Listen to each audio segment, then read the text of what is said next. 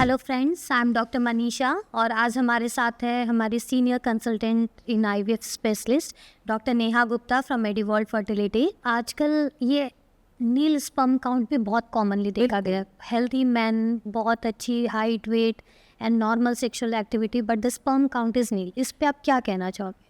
तो बहुत सारे जब ऐसे लोग हमारे पास आते हैं और रिपोर्ट दिखाते हैं तो बिल्कुल शॉक्ड होते हैं, बिलीव ही नहीं करते, बिलीव ही नहीं कर पाते। तो हमें ही ब्लेम करते हैं कि आपकी रिपोर्ट गलत है। आप बिल्कुल। बायोलॉजिस्ट रॉन्ग होंगे, ठीक कह रहे हो। बायोलॉजिस्ट गलत है। बिल्कुल। तो वी फीमेल्स आर ब्लेम्ड। बिल्कुल एक्सेप्ट करना ही एक मेल को एक बहुत मुश्किल से होता है कि भाई मेरा काउंट 0 है। जी बिल्कुल। मैं तो बिल्कुल ठीक हूँ, मैं फिट हूँ, मैं जिम जाता हूँ, मैं अच्छा खाना खाता हूँ, मैं स्मोक भी नहीं करता, ड्रिंक भी नहीं करता, फिर आप कैसे बोल सकते हो कि मेरा स्पर्म 0 है?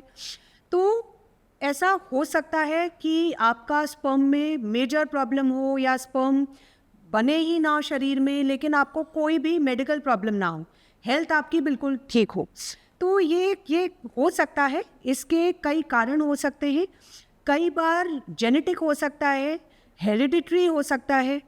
जब हम अपने माँ के पेट में बनते हैं तब भी कोई स्पॉन्टेनियस म्यूटेशन हो जाए जिसकी वजह से टेस्टिकुलर ग्रोथ ना हो या प्राइमरी टेस्टिकुलर फेलियर हो, तो उसका कोई सिम्टम नहीं होता, लेकिन स्पर्म आपके शरीर में नहीं होते। या बार बार इन्फेक्शन की वजह से ट्यूब बंद हो जाए, स्पर्म तो बन रहे हैं, बाहर नहीं आ पा रहे बिकॉज ट्यूब बंद है।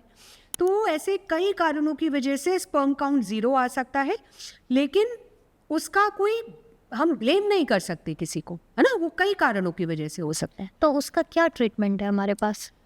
अगर भाई स्पर्म काउंट 0 है और ऑब्स्ट्रक्शन है, मतलब कहीं ट्यूब ब्लॉक हो रही है, तो पहले हम बहुत सर्जरी करते थे, एनास्टोमोसिस करते थे, बट उसका बहुत सक्सेस रेट हाई नहीं था। प्लस वो एक मेजर सर्जरी है और फिर वापस से री ऑब्स्ट्रक्शन के भी उसमें बहुत चांसेस देखे गए। सो हमने कई केस में देखा कि सर्जरी तो ठीक हो गई, लेकिन बाद में जाके फाइब्रोसिस हो गई, दोबारा ट्यूब बंद हो गई। तो ऐसे केस में सर्जरी बहुत बढ़िया नहीं मानते हम ट्यूब को, एनास्टोमोसिस की, लेकिन हम बायोप्सी के ज़रिए, सिंपल टेस्टिकुलर बायोप्सी, जो ओपीडी बेस्ड प्रोसेस है, स्मॉल एनेस्थीसिया देकर हम डे केयर में सर्जरी कर आपके मल्टीपल स्पर्म निकाल कर उसको फ्रीज कर सकते हैं। तो ऐसे केस में हम देखते हैं कि टेस्टिकुलर बायोप्सी प्रॉब्ली बेस्ट तरीका है। तो मतलब नील स्पर्म काउंट में भी इट इज़ पॉसिबल कि हम अपने Absolutely.